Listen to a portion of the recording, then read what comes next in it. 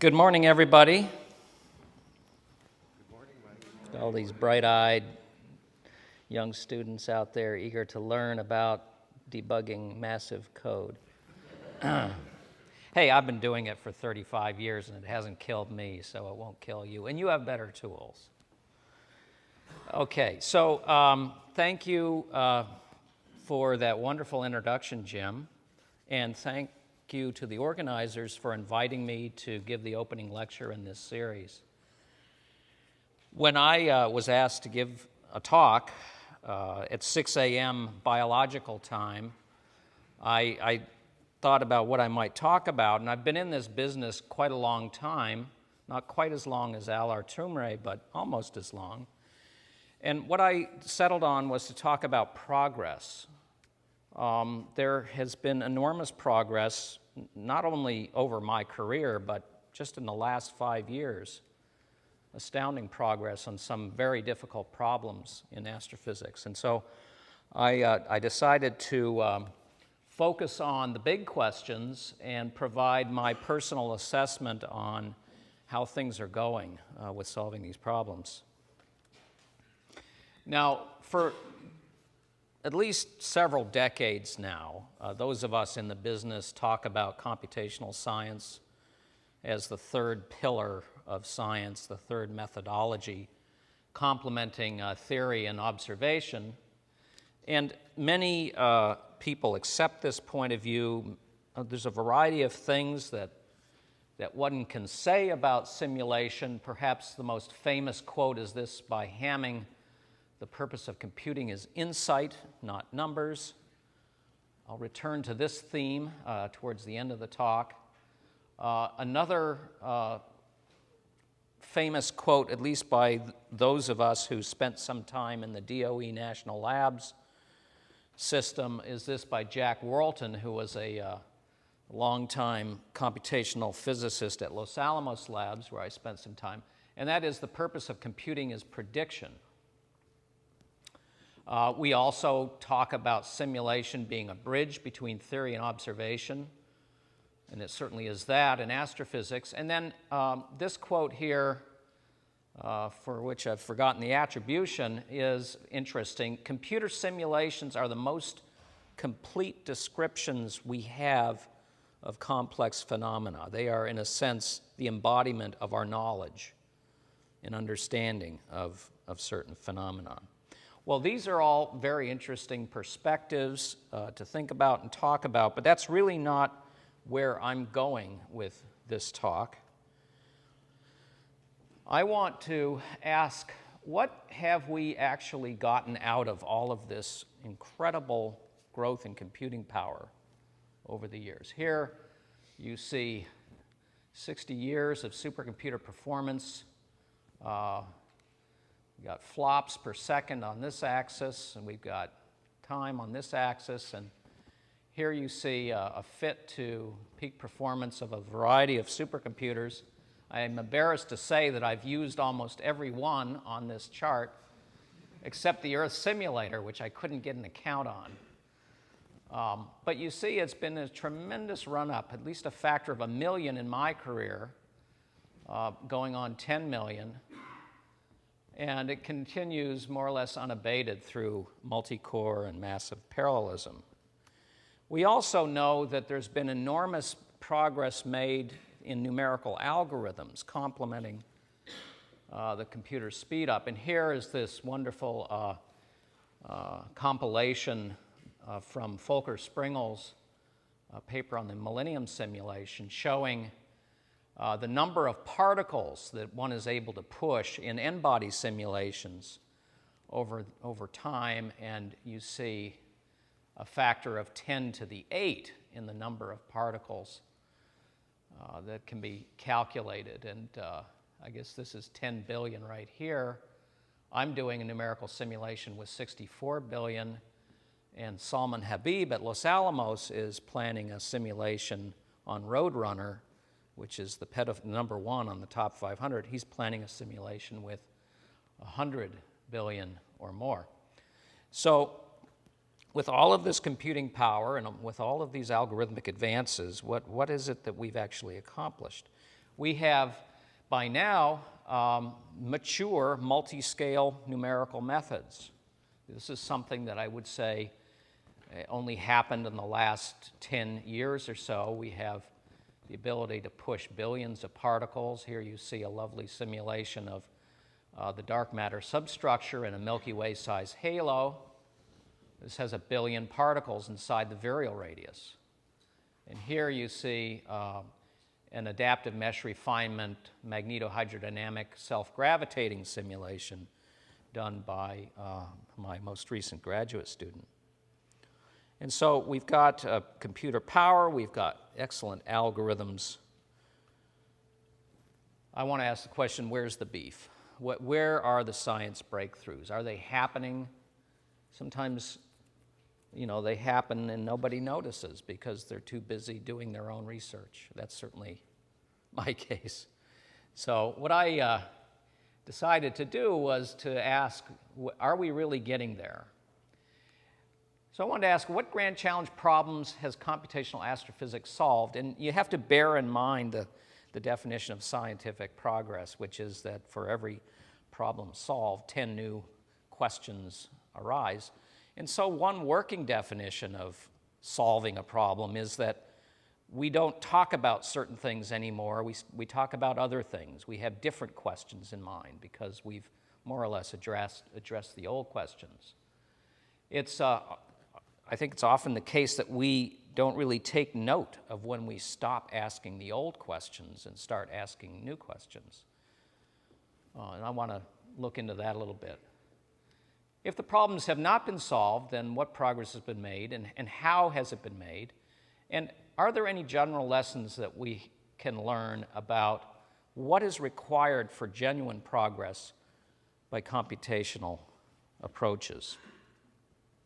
So here's a list of some grand challenge problems, sort of first-tier questions that the man on the street might ask. Formation of stars and planetary systems, the mechanisms behind the two kinds of supernovae, formation of galaxies, formation of supermassive black holes, origin of cosmic magnetic fields, and so on.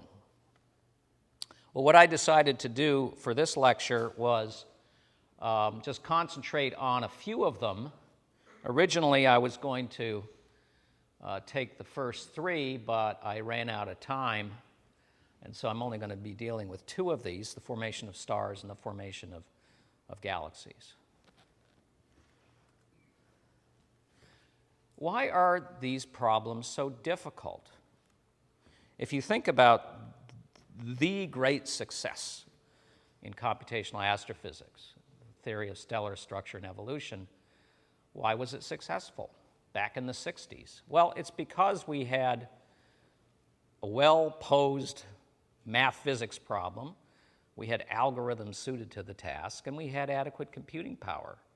And, of course, we also had observations that strongly constrained the theory, the simulations. And putting all that together, plus some industrious folk, you had progress. You more or less had the establishment of a field that by now is quite mature. Why are the problems that I listed on the previous slide still unsolved or not at that level of maturity? Well, it's because that's a heck of a lot more complicated than a star.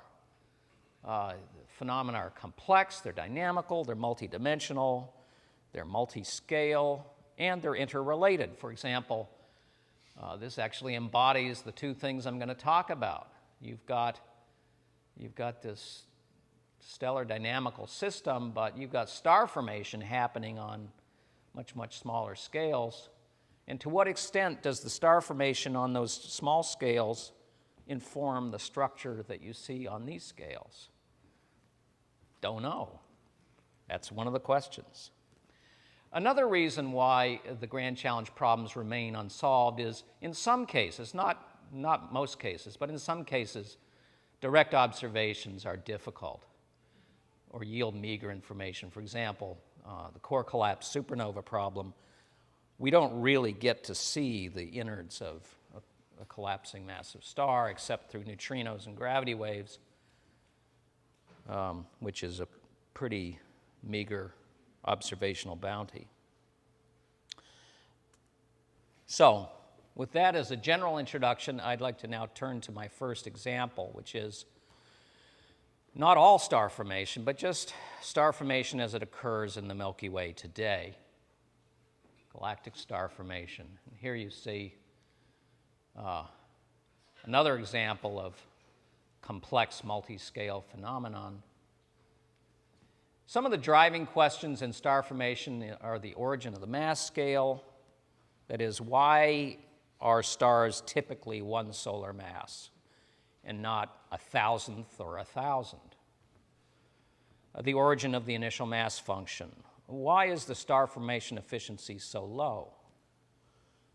Origin of binary stars. Role of feedback on setting the mass scale. And a mature theory would make a direct connection between initial conditions and the properties of the young stars themselves. Well, this is a problem that almost has no outer scale, but if you have to start somewhere, you would start with giant molecular clouds and molecular cloud complexes. Here's a CO map of a giant cloud complex in Perseus, and you can see that's kind of non-spherical. If we look at it a little more closely, this is now a field about 10 parsecs across. This is a CO map, again, of Taurus, and you see a very wispy, filamentary structure here. It's highly complex, and it has been described as a hierarchical structure that you can even assign a fractal dimension to this. It's 2.3. What is that telling you? In this business, we talk about clouds, clumps, and cores. Here is a cloud. Kind of looks like a cloud in our atmosphere. Clumps would be something like this, and inside of these clumps, you have individual dense cores, which you can see as these dense knots. It is these cores that form stars. Where do the cores come from, and how do they form stars? The cores typically are aligned in filaments, and the densest gas, which you see here in dark, is correlated with the young stars, which are shown in X's and boxes here. And so we have direct observational evidence that the densest gas forms the stars, but can we go further? Well, one way to approach this topic is to look at what has been written in annual review articles. So I picked two reviews that were published in the annual reviews of astronomy and astrophysics, one by Xu et al. In 1987, and another very recently by McKee and Eve Ostreicher, and just compared them. So if there's any progress to be talked about, it should be reflected in these review articles. So here I've broken down these articles according to the focus of the article, the paradigm being discussed, the main predictions of the paradigm, and the typical numerical simulations that support it. So let's start with this famous review article by Xu et al. The focus of this article was low-mass star formation. And the question being asked was, how do dense cores form stars?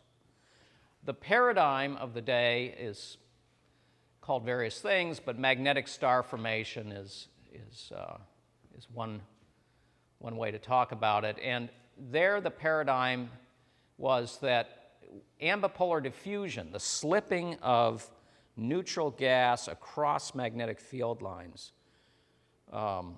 is the process responsible for concentrating the gas. And the paradigm was that this ampolar diffusion creates these dense cores quasi-statically.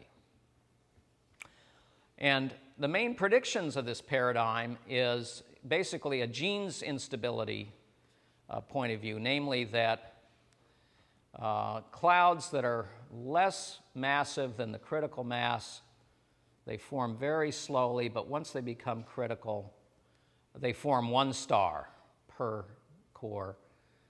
And they form low mass stars at low efficiency because it takes so long to collect the gas. That's if you had some mechanism, unspecified mechanism for assembling lots of gas, you would have supercritical clouds. These would form high mass stars or star clusters, and they would form them at high efficiency. Now, the typical simulations described in this review are 1D or 2D cloud collapse models, although I would say that the majority of the work cited in that review have to do with basically assuming a protostar surrounded by a disk and asking, well, what would it look like in the near IR? Turning now to this review by McKee and Ostreicher, they broadened their scope. They're looking for an understanding of how stars of all mass form. And the focus is really how molecular cloud turbulence forms dense cores. And so here we had how dense cores form stars. This review basically is taking a step backwards and asking about the initial conditions for star formation. The paradigm, turbulent star formation, for want of a better descriptor. And the basic idea is that molecular cloud turbulence dynamically compresses gas beyond the stability limit. The main predictions of this theory, and I'll go into this in some detail, is the sort of things you get out of a turbulence theory. You get statistical descriptions of the density and velocity field. You get the core initial mass function. Star formation efficiency can possibly also come out of this approach. And the paradigmatic simulations are 3D turbulence in a box, and also synthetic molecular cloud maps. And so you can see that in 20 years, the field has moved from 1D simulations mostly to 3D simulations.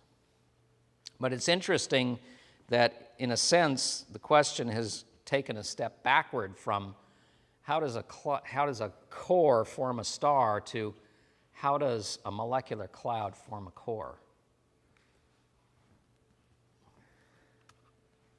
So here in a picture is Shu's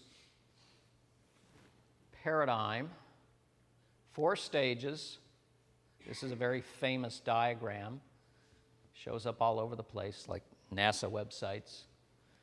Stage 1, dense cores form via ampolar diffusion. Stage 2, an inside-out collapse to form a protostar and a disk. Stage 3, you have inflow and outflow triggered by deuterium burning in the protostar, which starts massive convection and magnetic activity on the star, presumably. And then finally, after all the gas has gone in, an isolated star system, disk star system.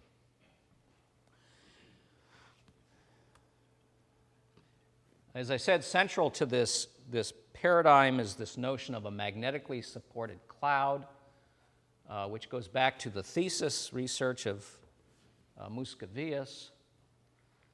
And here you see one of his equilibrium magnetically supported clouds. This is the equatorial plane here. This is a polar direction here. You just see one quadrant of the cloud.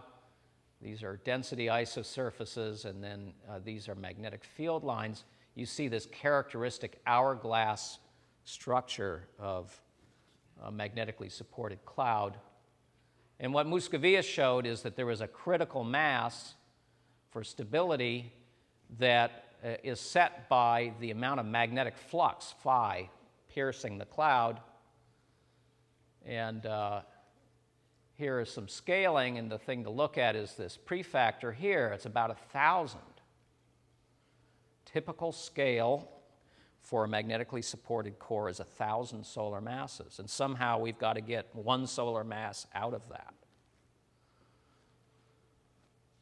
Now, the paradigm says that due to ample diffusion, the mass to flux increases in this cloud until finally the cloud becomes supercritical, and then it collapses dynamically to form a star. Now, back in those days, one really didn't have the multidimensional simulations of the collapse of a magnetically threaded cloud. And so in this annual reviews article, what Xu et al. Did was say once that cloud starts to collapse, the magnetic field becomes unimportant, and treat the collapse hydrodynamically. And one of the central fixtures in this whole theory is the collapse of a singular isothermal sphere. And so what you see here is a sequence of equilibria, so-called Bonner-Ebert spheres, increasing the mass of the cloud until finally you reach this critical point. And then beyond that, one has an unstable cloud. And this line here is the singular isothermal sphere, which is also an equilibrium solution, but it's an unstable one. And so the basic notion of this inside-out collapse is if I have a singular isothermal sphere and I perturb it, it will start to collapse from the inside out. And here you see a time sequence of the density profile. And basically what happens is a rarefaction wave moves from the center of the cloud outwards, enveloping more and more and more of the cloud until it's all falling in. Now, this is, as I said, kind of a theoretical fixture in this field, but it's an odd one for the following reason. Here is the density distribution in the singular isothermal sphere. It has some nasty properties. As r goes to 0, the density goes to infinity. As r goes to infinity, the mass enclosed goes to infinity. So there is no characteristic mass scale in this solution. So how are you going to get one solar mass out of that? On the other hand, what you do have is a characteristic mass accretion rate, which is basically the sound speed cubed over g. And so since we know what the temperature of molecular gas is, we know what that accretion rate is, and it's about 10 to the minus 5 solar masses a year, which tells you that it would take about 10 to the 5 years to build a one solar mass star. Now, according to this theory, that protostar would just keep on accreting until it accreted all the mass in the core, which, as I said, is 1,000 solar masses. And so how do you get a characteristic mass out of that? So that leads me to my critique of this whole, of this review.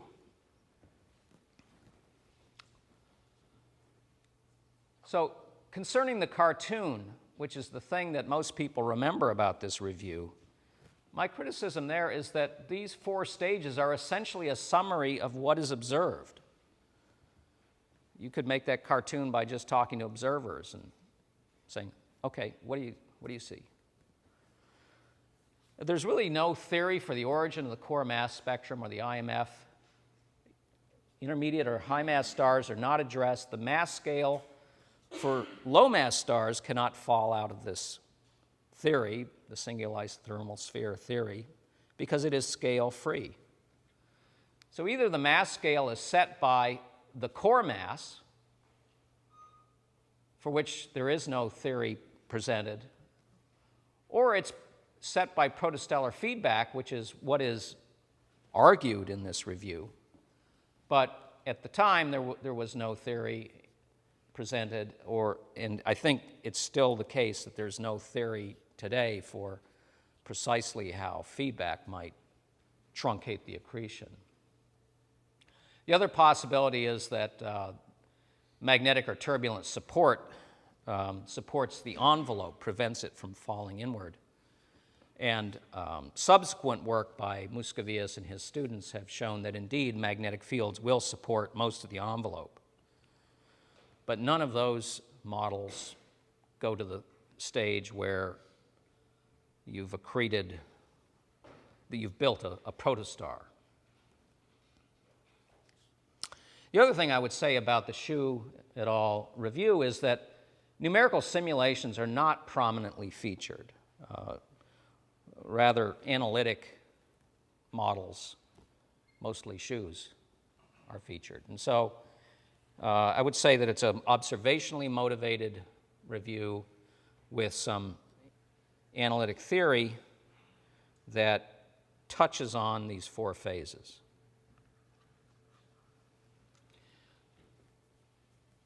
On the positive side, though, I think that this review does a very good job talking about phase 4, the late phase of protostellar star formation, phase 4. And it shows some very good agreement between one-dimensional models in the case of protostellar evolution on the HR diagram, or two-dimensional models where one simply postulates a low-mass protostar surrounded by a low-mass dusty disk and assumes that most of the luminosity comes from accretion.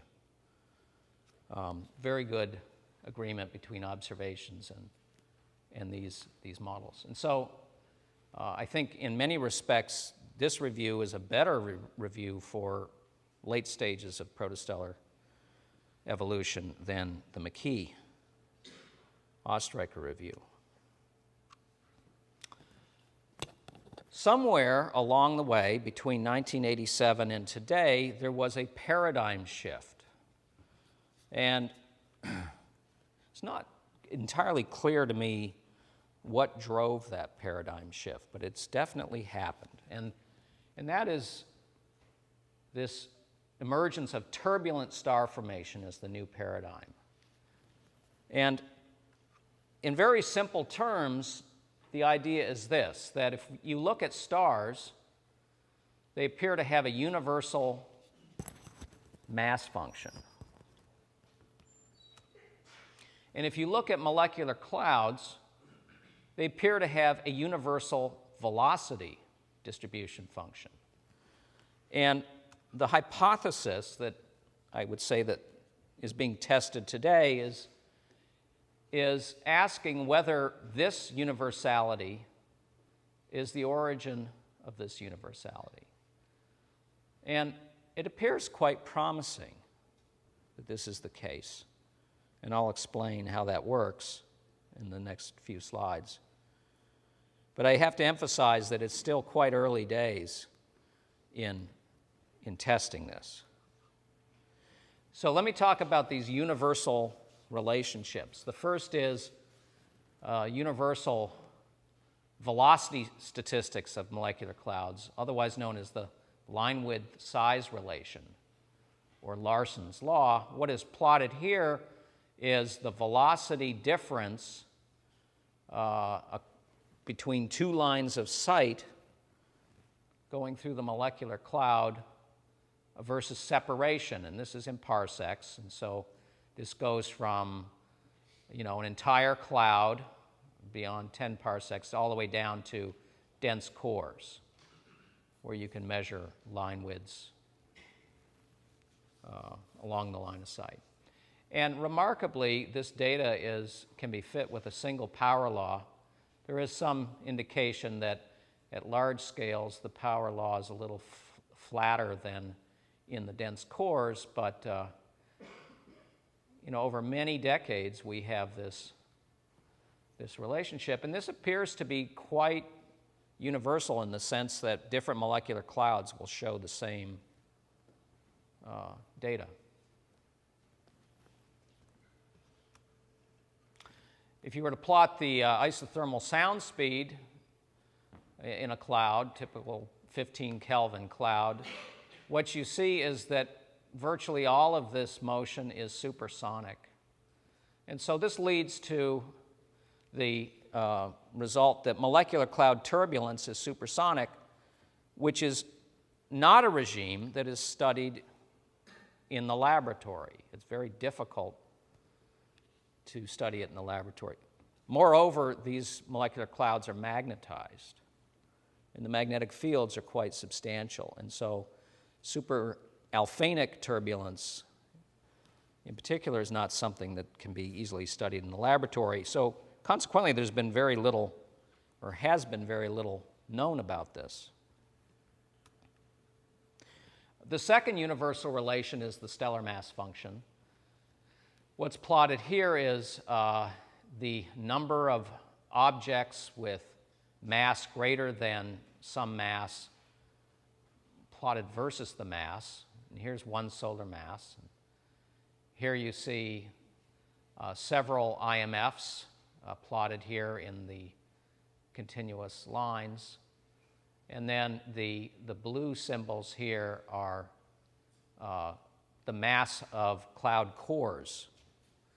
And this probably is the thing that has driven this paradigm shift the most, is this result that the mass function for the dense cloud cores appears to follow the mass function for the stars.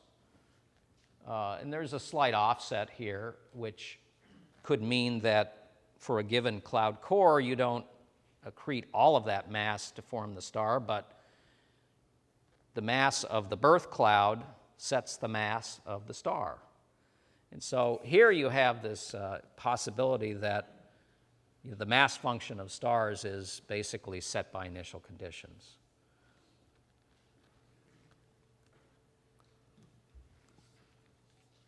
So about the turn of the century, a number of papers were written, and I'm just going to focus on one. This paper by Paduan and Nordland, 2002, introduced this notion of turbulent fragmentation. So the basic idea is that supersonic turbulence, because it's supersonic and it's isothermal, the gas is very compressible. So wherever you have colliding fluid streams, you have local compressions. These large compressions, the statistics of this velocity and density field creates the core mass function. The regions of high density collapse to form stars. And so the hypothesis to be tested is that the statistics of supersonic turbulence govern the statistics of the stellar masses and also the star formation rate, because, sort of thinking like we think in numerical cosmology, it's the peaks of the density field that collapse to form galaxies. Same idea here. The peaks of the density field collapse to form stars.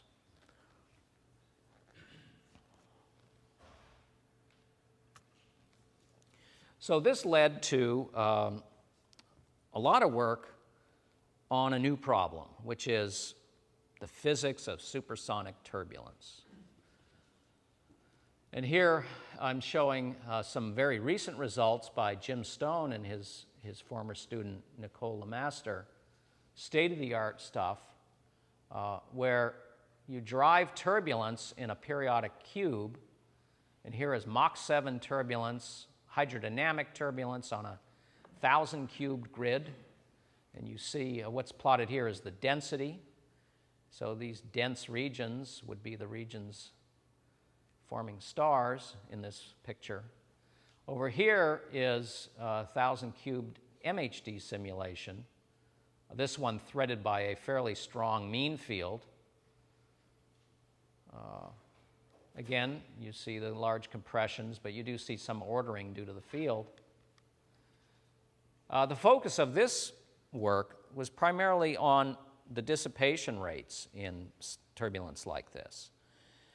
We observed turbulence in all molecular clouds, what is the origin of the turbulence? Why does it hang around for many years? The prediction has been that this turbulence would dissipate on a dynamical time unless there was some means to drive it.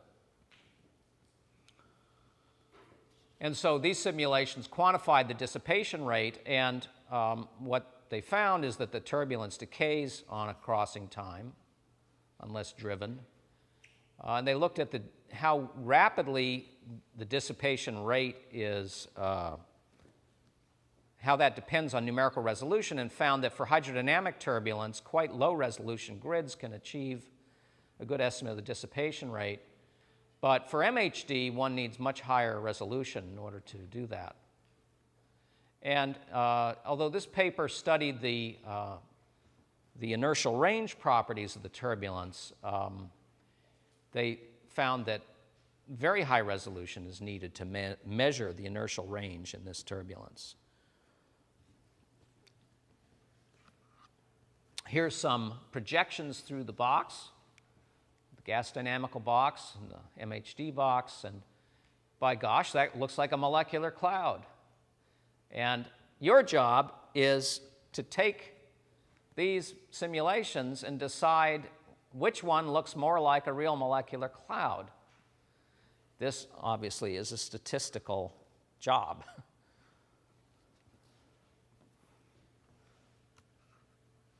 Now, let me come back to this word turbulence. When we talk about turbulence, we immediately think about this picture due to Kolmogorov and actually Richardson much earlier than Kolmogorov talked about big whirls and little whirls and so on ad infinitum. What you have is the kinetic energy versus scale, and you have this notion of a driving scale, a dissipation scale, and an inertial range in between.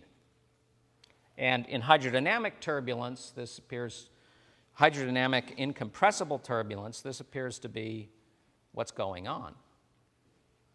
You talk about the direct cascade of energy from the driving scale down to the dissipation scale. So a couple of questions. One is there such a cascade in supersonic turbulence? And second, if you introduce a magnetic field, then it's known from studies of incompressible MHD turbulence that there is an inverse cascade possible if there's magnetic helicity in the problem. And so for incompressible MHD, when you take the inverse cascade into account, which is going on at the same time as the direct cascade, what happens is there's just a modification of the slope of the inertial range. What happens in the super-Alfvenic supersonic regime? So this cascade description was described mathematically by Kolmogorov, which is why we basically associate this with him and not Richardson. And this inertial range has a very well-defined slope. And it comes from dimensional analysis. So here is the energy cascade in incompressible turbulence. The kinetic energy per unit mass is delta U squared. And the notion is that is conserved in this cascade. That energy is being transported from large scale to small scale. And if you consider an eddy that has a velocity difference delta U across it, it will turn over in a time delta U over L, where L is the size of the eddy. And Kolmogorov said that this is constant, which tells you that delta U cubed goes as L, and therefore the pth power of delta U goes as L to the P over 3. This is Kolmogorov's scaling relationship. And in particular, if we consider just delta U to the first power, P equals 1, we would say delta U goes as L to the 1/3. What about Larson's law? Delta U goes as L to the 1/2. That's what's observed. Kolmogorov says delta U goes as L to the 1/3. That's your first indication that molecular cloud turbulence is not incompressible. Now, turns out Lighthill, this is a reference that most people don't know about, but in 1955, Lighthill generalized this to supersonic turbulence. And what he did is very simple. He said, well, duh, the kinetic energy density in a compressible fluid is rho delta U squared. So you got to have the density in there. And that eddy is going to turn over in a time delta U over L. And therefore, you would predict that rho delta U cubed goes as L. And if you define a new velocity variable, v, which is rho to the 1/3 u, then this quantity, this mass-weighted velocity, should obey this kind of scaling statistics. Delta v to the p goes as L to the p over 3.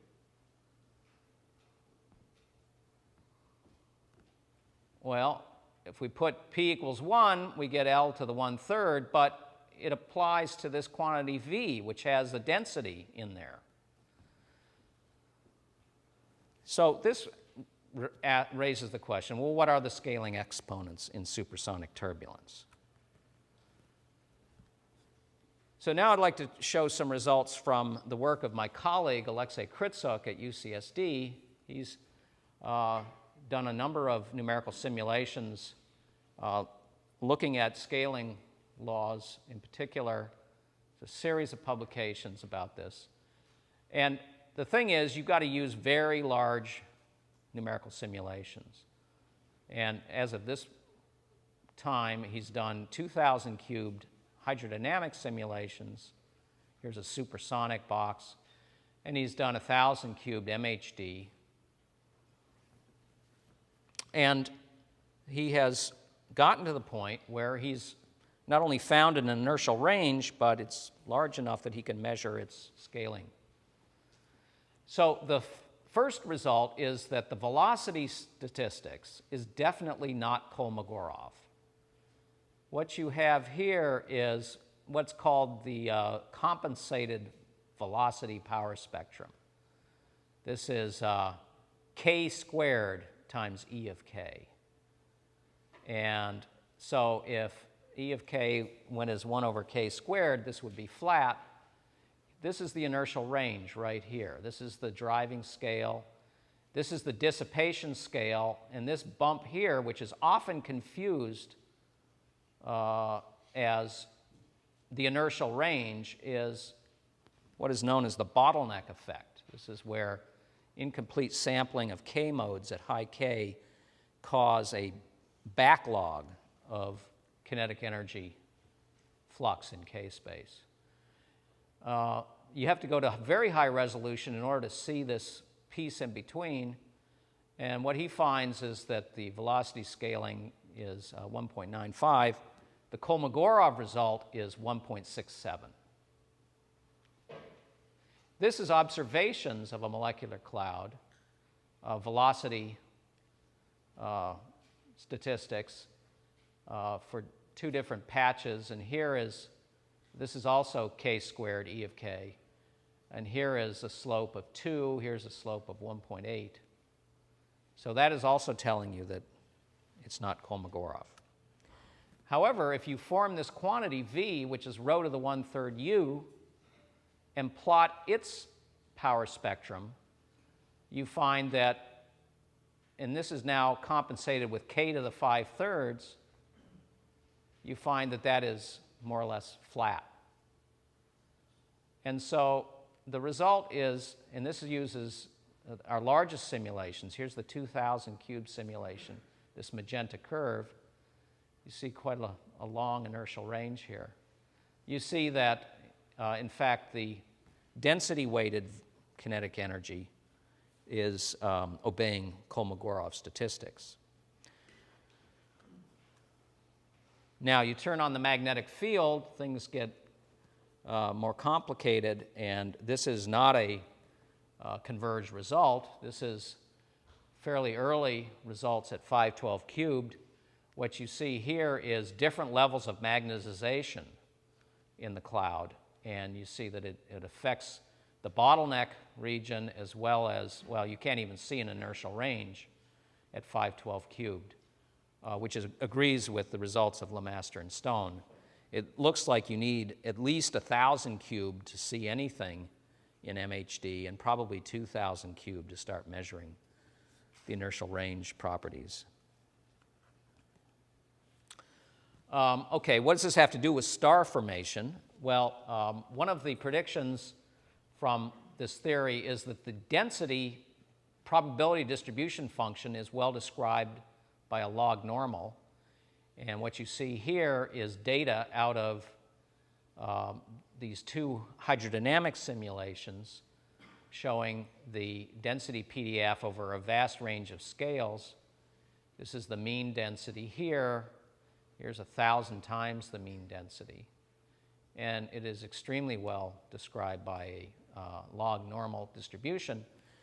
The notion in turbulent fragmentation is that the densest gas is gravitationally bound and collapses to form stars. And in this paper by Padoan and Nordlund, they have a little analytic theory that takes this PDF and makes the connection to a core initial mass function, which agrees with the observations. And so that's why there's some excitement about this approach. Everything I've shown you up to now, though, has not included gravity. It's just supersonic turbulence in a box. The problem with gravity is it makes everything really small. And without adaptive mesh refinement or some kind of Lagrangian technique, you're just out of resolution right away. But this now is starting to yield to numerical investigation. This is a figure out of David Collins' PhD thesis.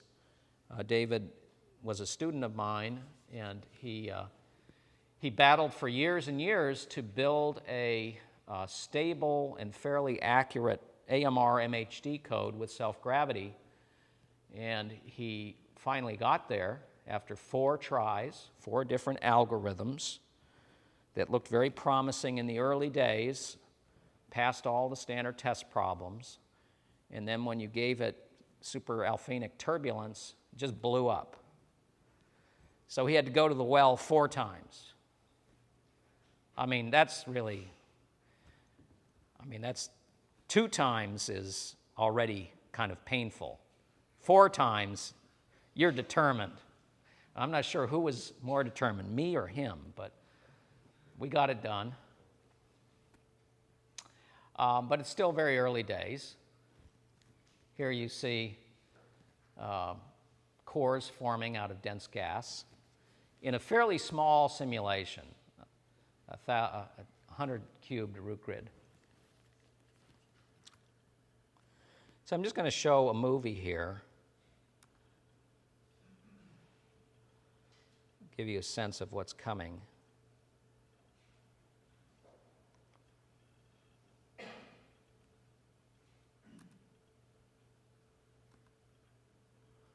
So this is a projection of gas density through the box.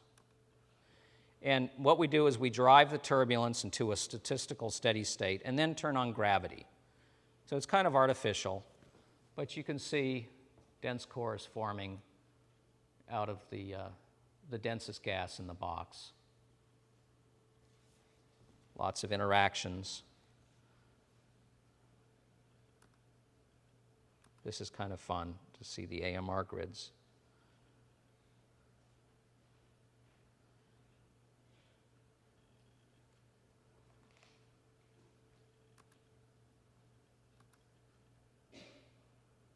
So the little boxes show bounding boxes of the grid patches that are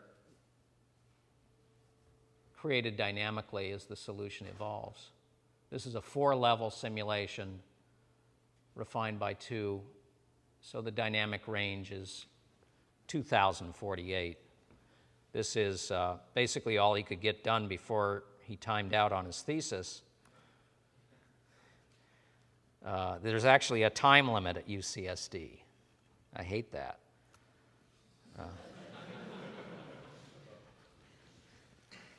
But anyway, so now I hired him as my postdoc. So now we can go downtown with the big grids now that we've got this thing working. But actually, what he did was analyze these 128 cube results for his thesis and got pretty encouraging results. This is what self-gravity does to the density probability distribution function. It takes the high density end and collapses it to form cores. This is the core mass function in blue, where cores are defined by looking at whether they're gravitationally bound or not. So that's the blue, and then the green is data from the Perseus cloud. Pretty good agreement. This is comparing with Zeeman measurements. So this is the line of sight magnetic field measured using the Zeeman effect. These black points here are OH Zeeman, measured by Crutcher and Troland. And then the gray dots are CN Zeeman measurements. And then the little dots are data from the numerical simulation that seem to occupy the same part of parameter space, which is pretty encouraging.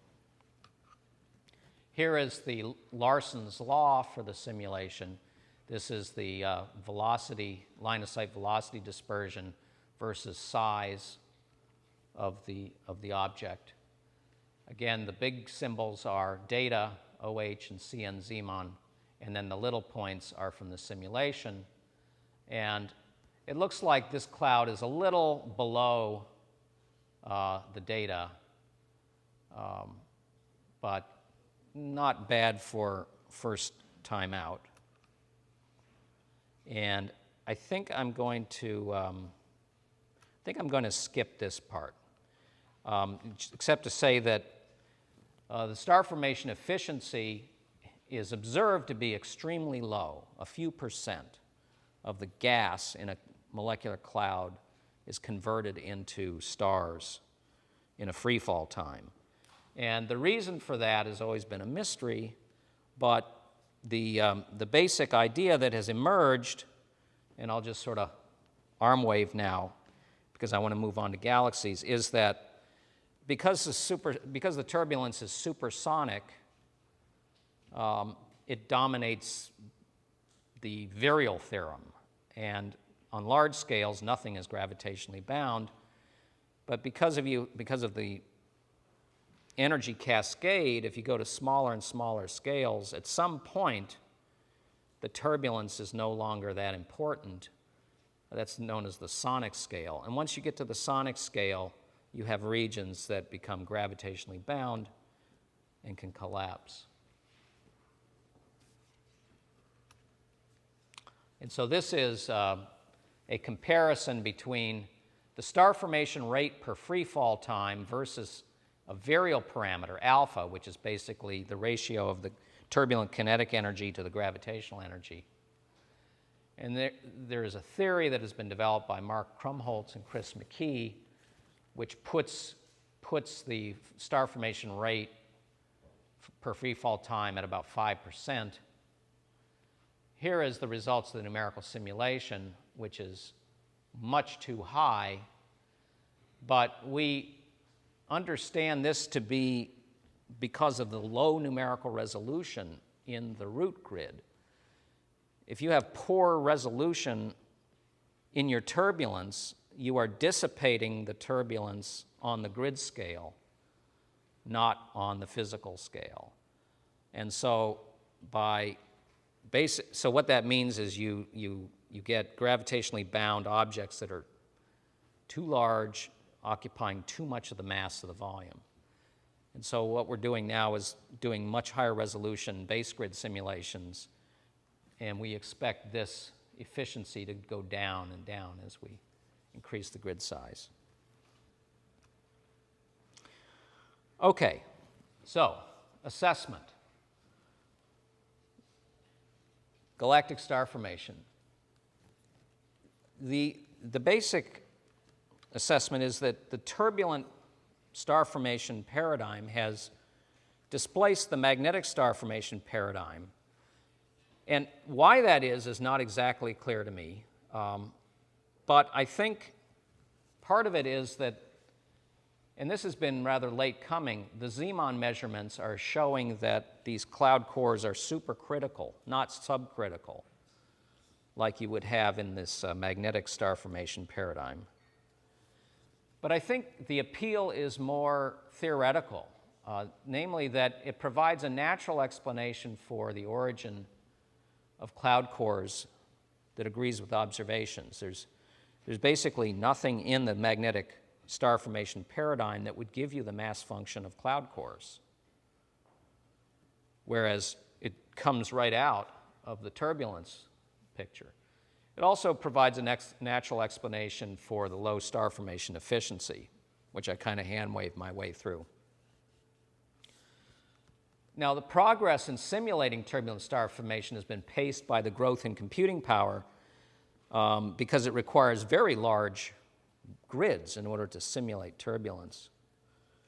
But a sub-story, which is not one that I've really told here, is that it's also been paced by the availability of stable numerical algorithms for this extreme regime. And I know I broke my pick on this problem, and Jim Stone worked many years to come up with Athena, which is the state-of-the-art method in the field for doing this. And so it really has taken a new class of numerical algorithms to just get to the point where we can solve the equations. The AMR results look very promising, but I think we're just at the beginning of being able to seriously test this paradigm.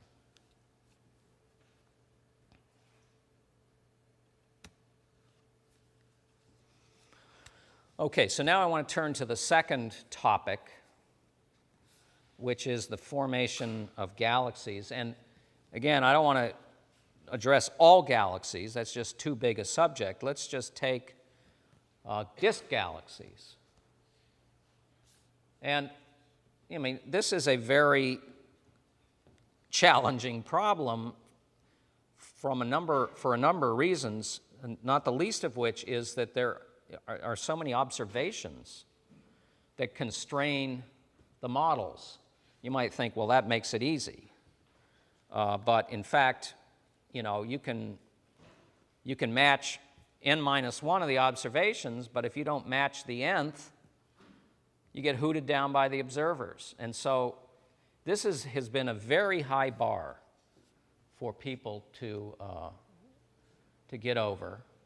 I mean, here's a list of some of the observations that you have to reproduce. One is the structure, the bulge, the disk, the halo, which have measurable ratios,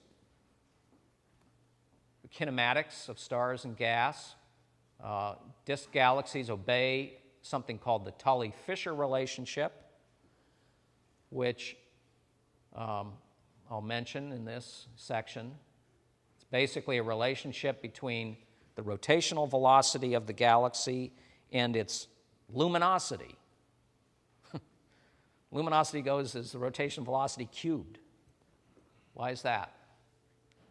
The gas content, the stellar age distribution, and the various populations. And then there's this whole, I would say, worry.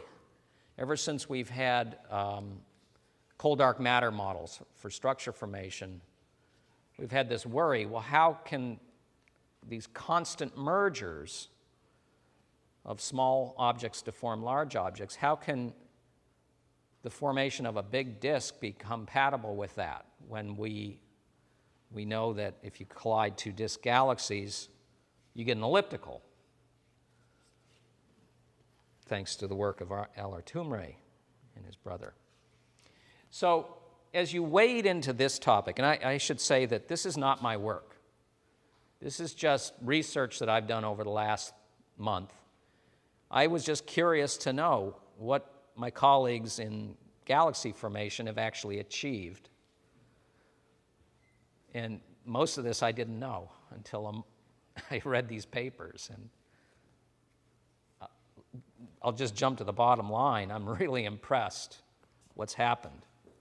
Now, as you wade into this subject and you talk to people who do this, there are all these theoretical notions that cloud their minds. And this is, just one thing I want to say to you young people is, be careful of the conventional wisdom, because sometimes it turns out to be wrong, but you don't know it's wrong because it sounds so reasonable. So I'm not going to say which of these things is wrong yet, but let me just tell you some of the things that people have in their minds that informs the way they think. One is, we've known now for 25 years that in cold dark matter cosmologies you get this bottom-up structure formation, hierarchical merging. We have this notion that that early in the growth of density perturbations, you have tidal torquing, gravitational torquing of these perturbations that imprints the angular momentum of that perturbation at early times. We have this picture by White and Rees of the dissipational collapse of baryons. So you have this notion of a density perturbation in the dark matter, gets some angular momentum due to early torque, and then that thing collapses monolithically, and the gas collapses inside of it, radiates, conserving angular momentum. It collapses into a disk, which then fragments into a nice stellar disk. However, we have this cautionary tale by this famous work, Toomre and Toomre 72, which is that you collide two disk galaxies in what's known as a major merger, more or less equal mass galaxies, and you get the destruction of those disks to form a spheroid. And so how is it that we have so many disk galaxies today in the universe if we have a hierarchical formation? This has been a big question. And then there is a variety of secular processes that can shape the galaxy. Continuous gas accretion from the intergalactic medium, a variety of galactic dynamical processes that, act on the collisionless components of galaxies. These can reshape the galaxy at late times.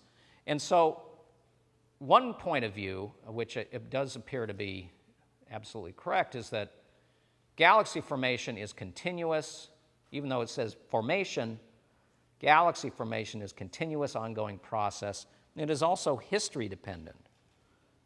Say, like, what catastrophe befell you at redshift 1?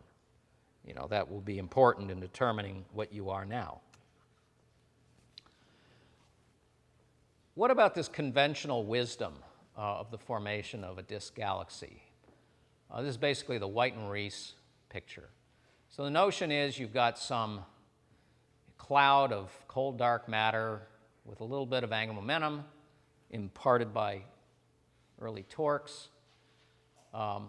This collapses, the gas inside becomes virialized up to some high temperature, and then the gas cools, starting from the inside out, because that's where the densest gas is, and the gas collapses into a disk because it conserves its angular momentum.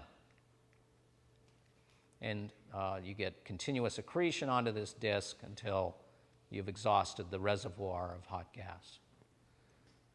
This picture, by the way, is what underlies what is known as semi-analytic galaxy formation, which is basically a zero-dimensional model of how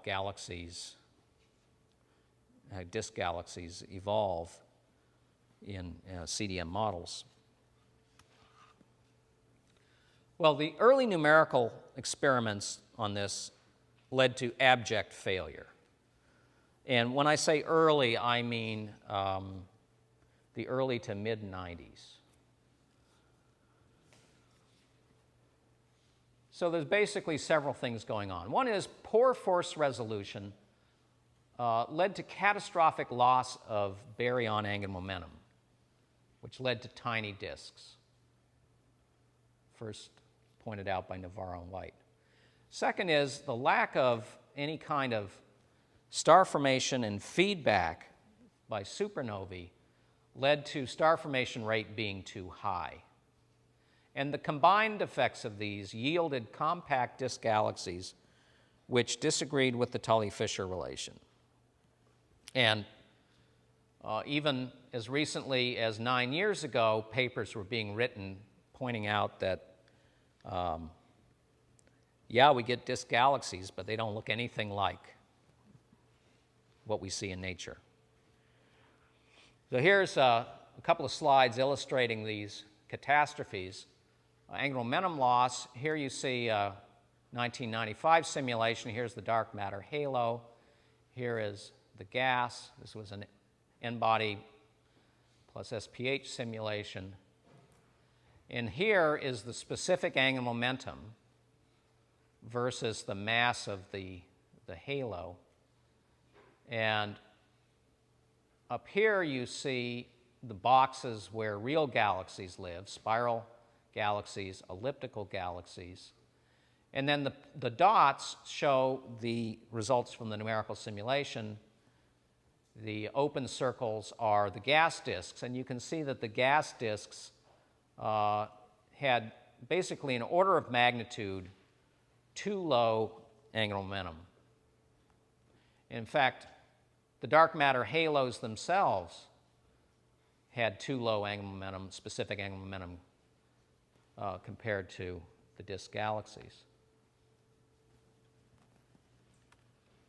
Some possible reasons why these simulations lost angular momentum are listed here. One is, without any feedback, what happens is the gas cools in clumps. So right away, as this red gas in the conventional wisdom diagram starts cooling, it doesn't cool laminarly, flow in laminarly. It turns into all these little clumps. And these clumps are quite massive, and it's quite possible that there is dynamical friction, that they're living in a sea of cold dark matter, and there's this process of dynamical friction, which if you don't know about, read Scott's book, where the wakes, the gravitational wakes of these massive objects create a gravitational acceleration which slows them down, and they would all go to the center. There's a very old reference here, which is how what goes on in real disk galaxies. Spiral arms transport angular momentum outward through gravitational torques. Maybe there's little spiral arms in these disks doing that. More recently, people have worried about artificial viscosity in the SPH simulations. Virtually all of these simulations are SPH simulations. Adaptive mesh refinement really has not made too much of an impact in this topic. Concerns about artificial viscosity, and finally, as you increase the numerical resolution, you find this substructure in the dark matter. And you can think of these dark matter mini halos as being massive particles. So now you've got this grainy dark matter distribution, and you've got this grainy baryon distribution. Maybe there are torques happening there, maybe even two-body relaxation between massive dark matter clumps. And so lots of possible reasons for this angular momentum loss. The overcooling problem, first pointed out by White and Frank. Simulations with radiative cooling but no star formation or feedback produce too much cool gas. And what's shown here is data showing the cool mass fraction in clusters of galaxies. It's 20% or less, and here are results from numerical simulations that produce 40, 50, 60%. So this led to lots of work on inventing star formation and feedback recipes, which were mostly unsuccessful. And I'll go into this in some detail because it's interesting why they were unsuccessful. And then finally, okay, so here is this abject failure that I mentioned. This is the Tully-Fisher relation. I-band is looking at, old red stars in the disk where most of the mass is. So it samples most of the stellar mass, not just the young stars.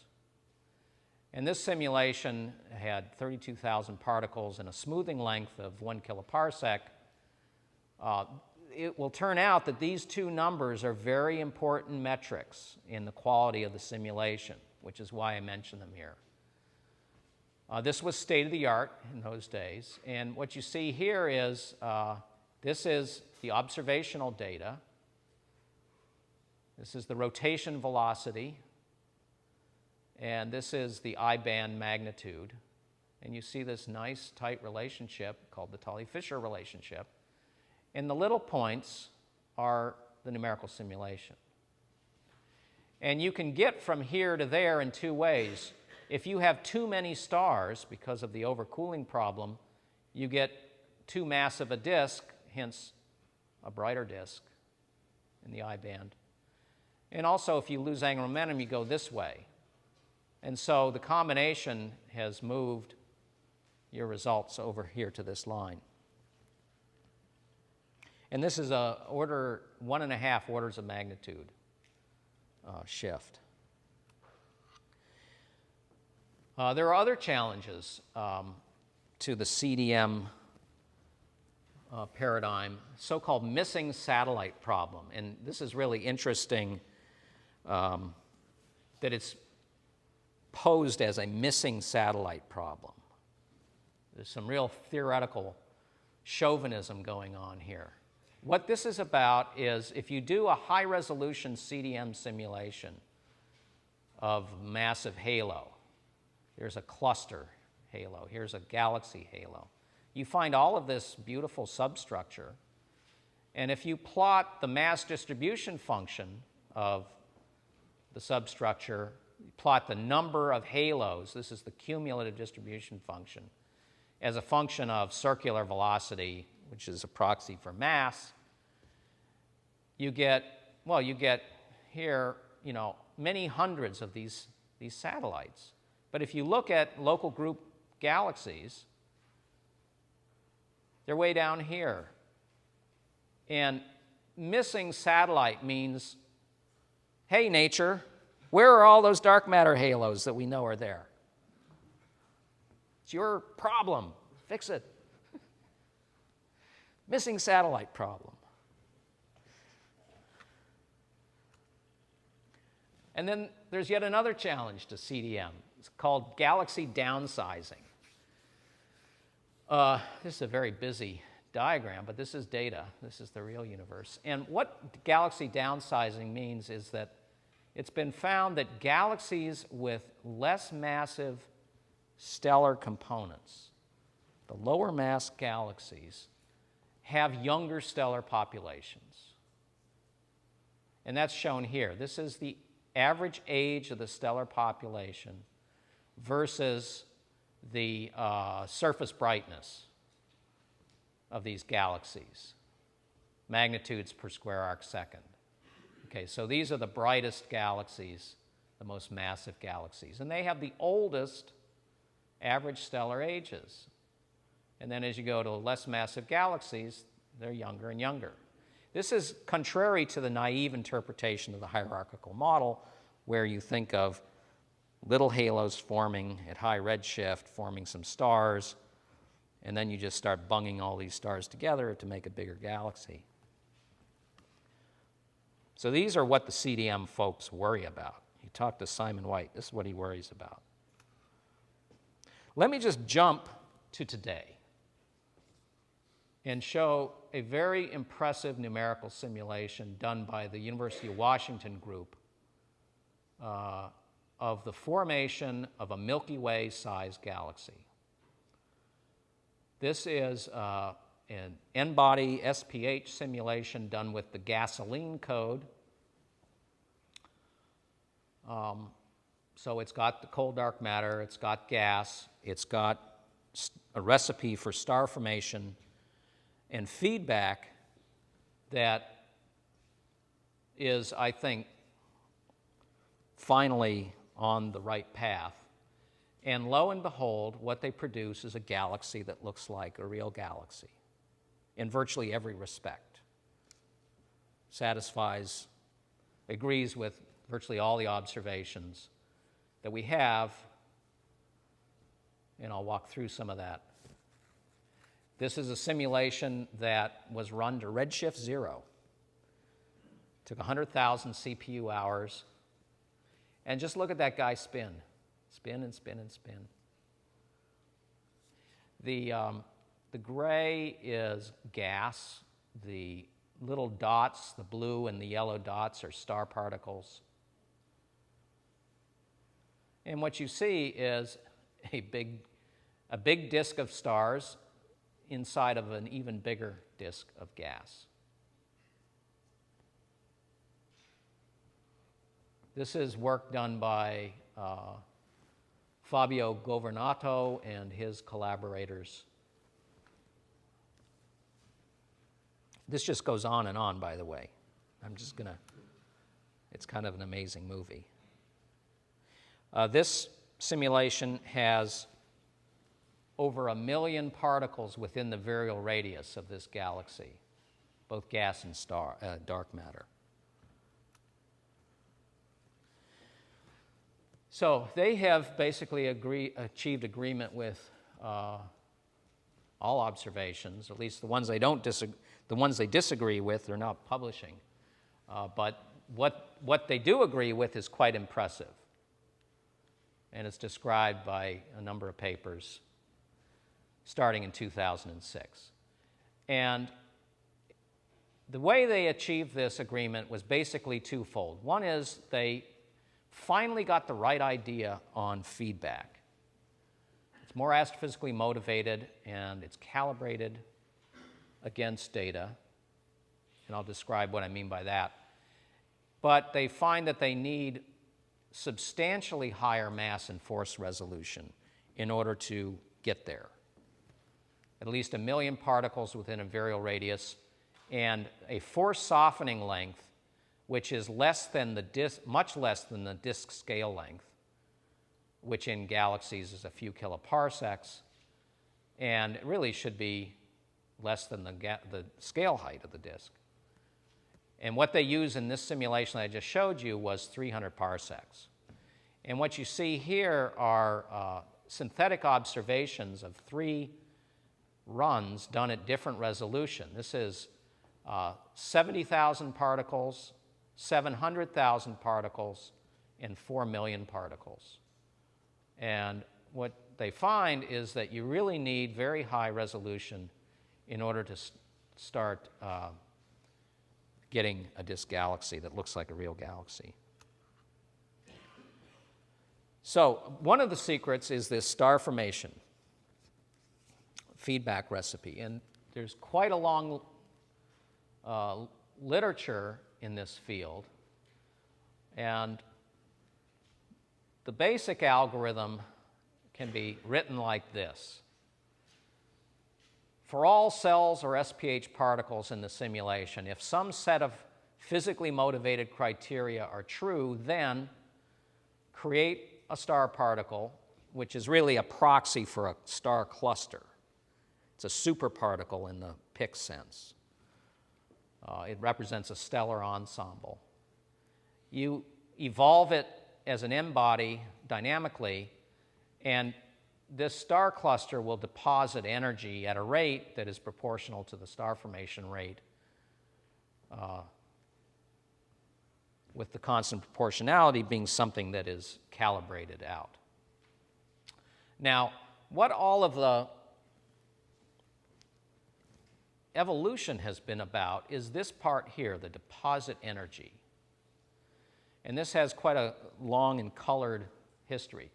So over here, this is more or less a chronological development of how things have gone.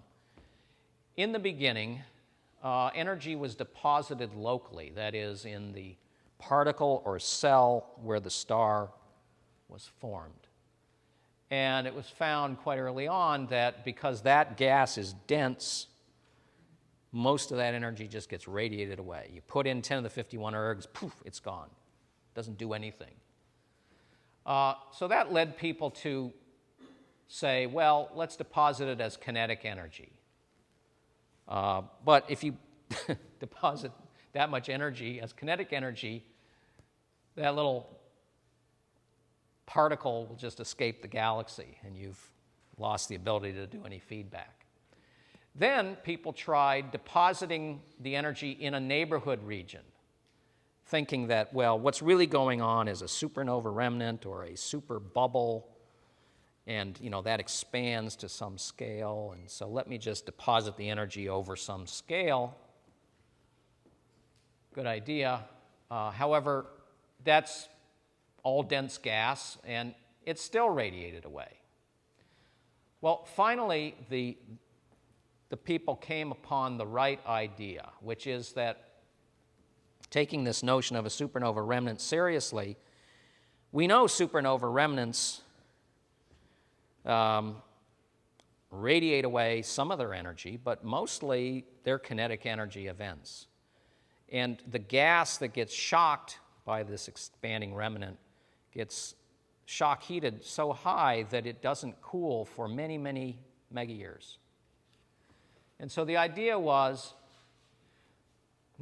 so once you've deposited the energy, let's just suppress radiative cooling in the region for some time, delta T, where delta T is long. It is the time it would take a supernova remnant to enter the radiative phase,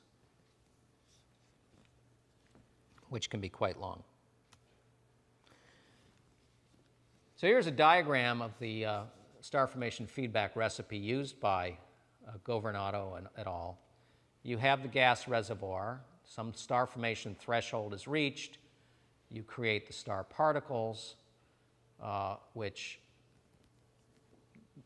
as I said, represent a stellar cluster. And some fraction of that cluster will be massive enough to make supernovae. Energy is deposited in the gas, but using an analytic model for a set-off blast wave, don't allow that gas to cool for a fairly long period of time. And when all is said and done, this model can be boiled down into, it says here, 2 free parameters. There's really a third parameter, which is the amount of time you wait before you allow that gas to cool where the energy was deposited.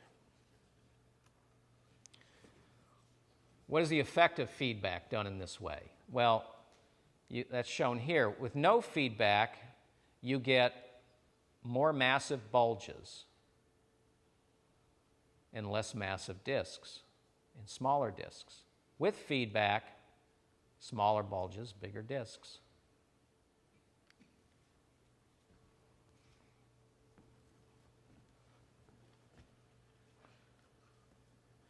The other thing that happens is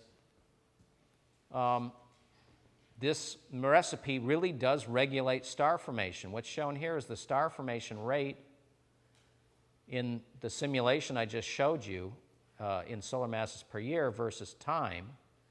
And without any feedback, you get these bursts of star formation when the galaxies merge, and then you get a long period of quiescent star formation. With the feedback on, basically what happens is this. You start getting gas that's eligible to form stars. It forms stars. It then feeds back energy in blast waves, and that gas then is heated and not allowed to cool for many megayears. So you're basically removing gas from the reservoir that can form new stars. You're just sort of reducing the amount of gas eligible to form stars, and this then draws out star formation over many gigayears. It just slows down the whole recycling of gas into stars. So that's feedback. Numerical resolution is important as well. What this shows is gas disks for this many particles inside the virial radius and this force softening length. And, 2 kiloparsecs, that's not too shabby, but look what it gives you. It gives you this great big bulge, tiny disk, and as you increase the resolution and increase the number of particles, you reduce the bulge size, increase the disk size. And so it appears to be just a matter of spending the money to resolve the thing. Now, a key step in all this is calibrating the star formation and feedback recipe. And Volker Springel showed us how to do this first back in 2000. What you do is you build an isolated disk galaxy model. You actually build it with a bulge, a disk, and a halo component to match the parameters of observed galaxies. You turn on your star formation and feedback recipe, and then you just calibrate those free parameters until you reproduce the Schmidt law.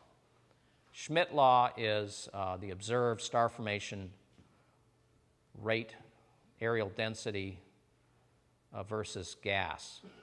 And it's basically fit by a row to the 3 halves at the high end, and then there's a cutoff at low gas surface densities.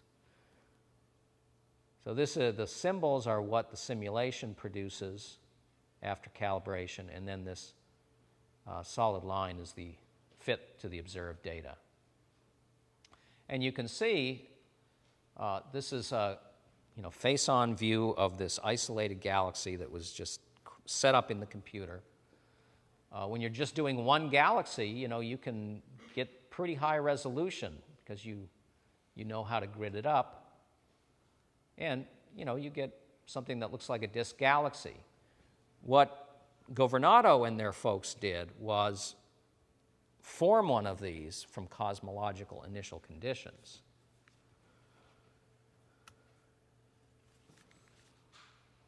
Well, they did more than that. In fact, when you form a Milky Way-sized galaxy, you're going to form it through the merger of dwarf galaxies.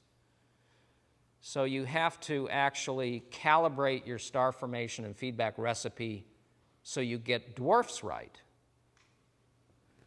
And that's what they did.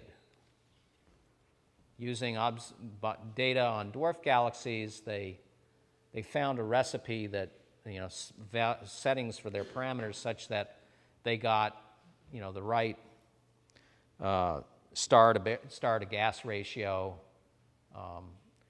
velocity dispersion in the gas. A variety of observations constrained the feedback parameters for dwarf galaxies. And then they run the simulation and they build a Milky Way-sized galaxy or an even more massive disk galaxy. And this is what they then compare with observations. So here is some results from this 2007 paper. This is the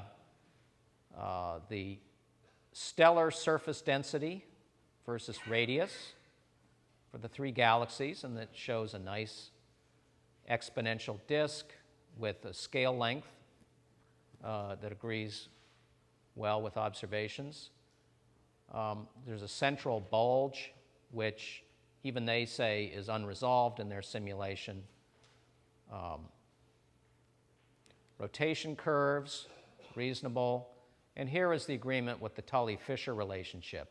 The little dots now are observations of hundreds of field galaxies, and the big symbols are their dwarf galaxy, their Milky Way-sized galaxy, and their big disk galaxy. The missing satellite problem goes away.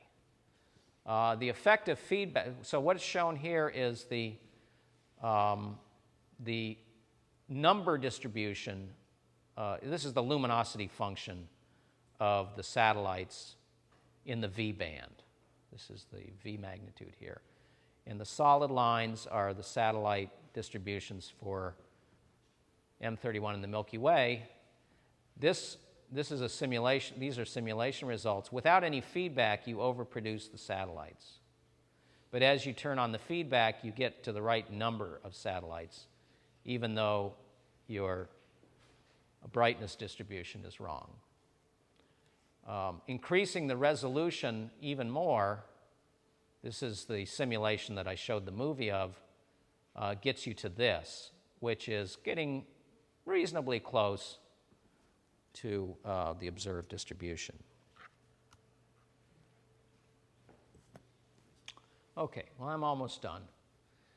Let's come back to the specter that has been haunting us ever since Tumray and Tumray.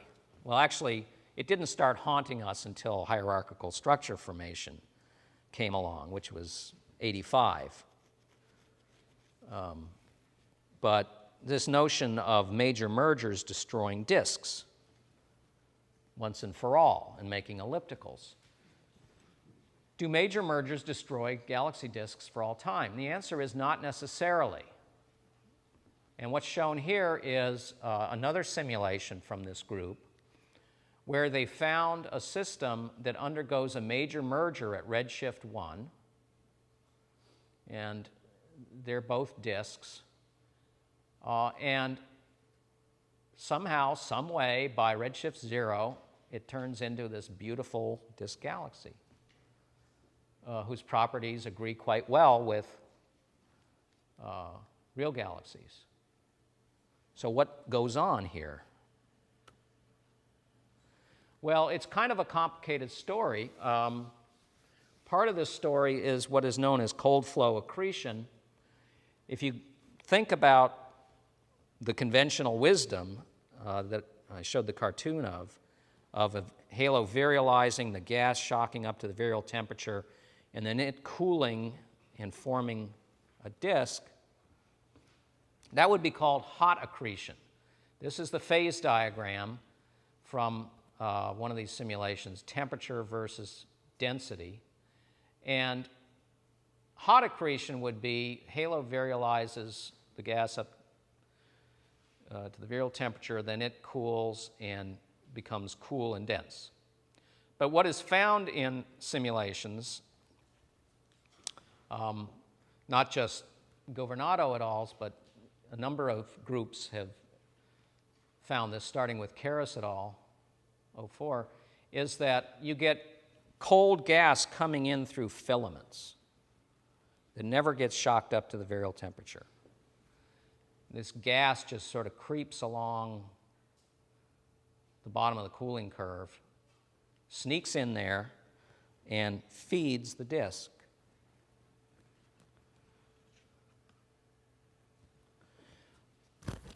Well, what they've done is they've actually looked at where the stars came from that form this final disk, this disk galaxy.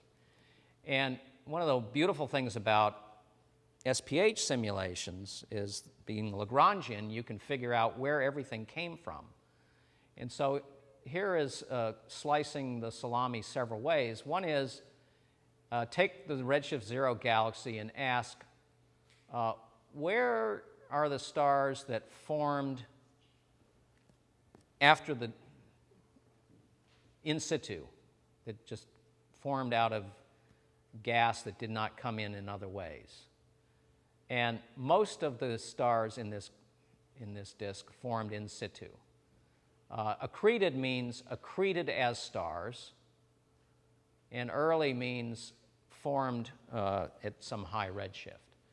And you can see that most of the stars in the final disk formed in situ. Well, you can also ask, well, where did the gas that formed these stars come from? What was its thermodynamic history? And that's shown in these three panels here. These stars came in through cold flows. These stars came in the usual way as infall. And these stars came in clumpy in this case means the gas came in bound to virialized systems, like in satellites or small galaxies. And you can see that all three are important. So here is my assessment. I'm getting at the end of my time. My assessment of disk galaxy formation. There has been tremendous progress just in the last 5 years.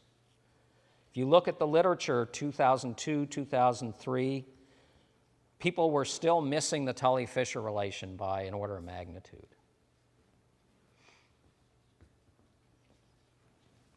But now that these two progresses have been made, both in resolution and physics modeling, it appears that the conventional wisdom is wrong, or at least incomplete, that stellar disks form and reform even after major mergers. Primarily, the gas comes in from cold flow accretion. However, the accretion out of the hot halo is also important. And the models now agree quite well with observations, both structurally, kinematically, and in the stellar populations, which I didn't go into at all. Every star has a metallicity and an age. The metallicities agree. The ages are pretty good in terms of the mean age of the bulge, the disk. They even have a pretty good take on the thick disk versus the thin disk stars. And so things appear to be looking right. But in order to get there, the models have required quite high resolution, and it requires a feedback recipe that's implemented in a way that suppresses star formation for fairly long times. And of course, it's done in a kind of ad hoc way in these simulations, but without any real detailed knowledge of how these blast waves expand and do what they do. As a byproduct, the missing satellite problem largely goes away. And the reason for that is basically in the dwarf galaxies that become the satellites, there's either very few stars in them, making them dark, or those more massive dwarfs that form stars blow the gas out of shallow potential wells, which means that they can't make stars in the future. It looks like these folks are in business, finally, in business and able to do some serious galaxy evolution work. There are a number of open issues. There's still some discrepancy in the luminosity of the satellite galaxies, telling you that perhaps the details matter on how star formation and feedback really works in them. The origin of the morphology-density relation in clusters of galaxies. One can actually take these results and actually think through exactly how that would come about, but those simulations where you would actually pick a galaxy that would then fall into a cluster of galaxies, doing that at this resolution has not yet been done. The bulges of these galaxies are semi-resolved. There's a lot of work that needs to be done in order to improve there. And then there are a number of papers showing that at this resolution and with this kind of physics, you actually erase or modify the dark matter cusps, which are another prediction of the CDM model, that appear to be in conflict with observations. So it looks like the baryonic effects can solve that too. So this is my last slide. Wake up. Wake up. This is the only thing I want you to remember. So taking these two examples, what are the lessons learned about progress and how it's achieved. I want to circle back to this notion of Hamming, that the role of simulation is insight, not numbers. That's certainly correct. I agree with that. The question is, at what point do you stop getting fooled by bad numerical simulations and start gaining real insight? When does that occur? How much work does that involve? Can you expect to have that at the end of your PhD thesis, for example? I think we're all now expecting to be able to just run a code and create a great insight, publish a paper, get famous, and get tenure. Is it that easy? Well, it hasn't been that easy in these two examples. It's taken decades, really, of struggling to get there. I always used to like to say that there is no free lunch at the table of computational physics. I did my graduate work at the Lawrence Livermore Laboratory, and I majored in computational physics. And there I learned that you got to start with a well-posed problem, and then you got to get good numerical algorithms, and then you got to beat the crap out of it before you get sensible results. Is that what we do in astrophysics? Not really. I mean, we don't quite live up to that level of rigor. But if I look at where progress has been made, it does require that. With correct physics, adequate algorithms, sufficient computer power to resolve the relevant scales. This is really what it comes down to. Only then may we be in a position to obtain the insights we seek, and we might even learn something new. So this is my point of view now that I've done this for a while. Thank you very much.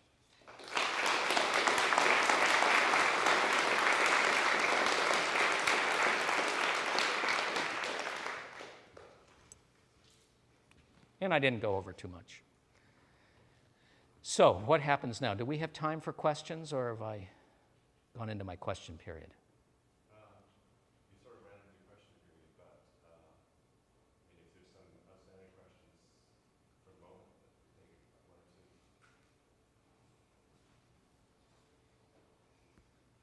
There's going to be lots of interaction time in the afternoon. I put you all to sleep.